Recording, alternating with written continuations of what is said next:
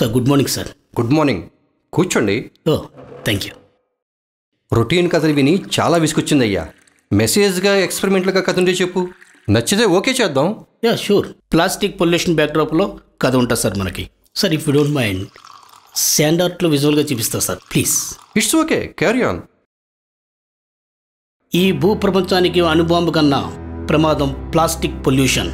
ఈ సృష్టిలో పంచభూతాలు ఉద్భవించి కొన్ని వేల కోట్ల సంవత్సరాలైంది.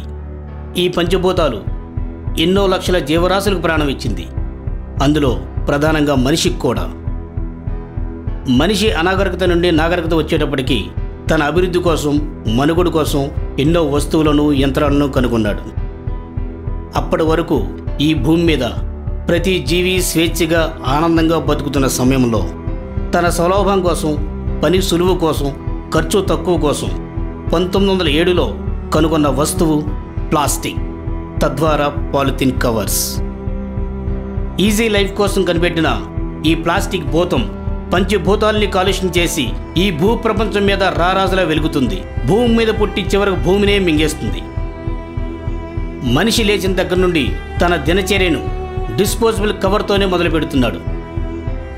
పాల ప్యాకెట్, కాఫీ, టీ, కూరలు, కూరగాయలు, ఫ్రూట్స్, మెడిసిన్, అన్నం, డ్రింక్స్, నీళ్లు, ఫంక్షన్స్లో వాడే ప్లేట్స్, గ్లాసులు, ఇలా ప్రతిదీ కూడా మొదలుపెట్టి నిద్రపోయినంత వరకు క్యారీ బ్యాగ్లను బతుకుతూ బందీ అయిపోయాడు. చివరికి ఈ భూమండలాన్ని కూడా క్యారీ బ్యాగ్తో నింపేస్తున్నాడు. విపరీతంగా వాడి ఎక్కడ పడితే అక్కడ పడేయడం వల్ల కొండలా పేరిపోయిన చెత్తను కాల్చడంతో కెమికల్స్ గాల్లో కలిసి మన శరీరంలోకి వెళ్లడంతో క్యాన్సర్లు వస్తున్నాయని నిపుణులు చెప్తున్నారు. మనిషికి రకరకాల జబ్బులు, క్యాన్సర్, విషజ్వరాలు రావడం గల ప్రధాన కారణం ప్లాస్టిక్ కవర్స్. ప్లాస్టిక్ బ్యాగ్స్లు వేడి పదార్థాలు వేయడం వల్ల ప్లాస్టిక్స్లో ఉన్న మైక్రాన్స్ కరిగి పదార్థంలో కలిసిపోయి శరీరంలోకి వెళ్లడంతో జన్యులోపం, డిప్రెషన్, గుండె, కిడ్నీలు, క్యాన్సర్, సంతానం కలగకపోవడం వంటి జబ్బులు వస్తున్నాయని అధ్యయనాలు చెప్తున్నాయి. చెరువులు, నదులు మురుకు డ్రైన్స్గా మారిపోతున్నాయి. ఏటా 8,000 మిలియన్ టన్నుల ప్లాస్టిక్ వ్యర్థాలు మహాసముద్రాల్లో కలవడం వల్ల ఎన్నో జీవరాశులు, చేపలు, పక్షులు చచ్చిపోతున్నాయి. జీవరాశుల ఆయుర్దాయం 10 to 15 సంవత్సరాలు.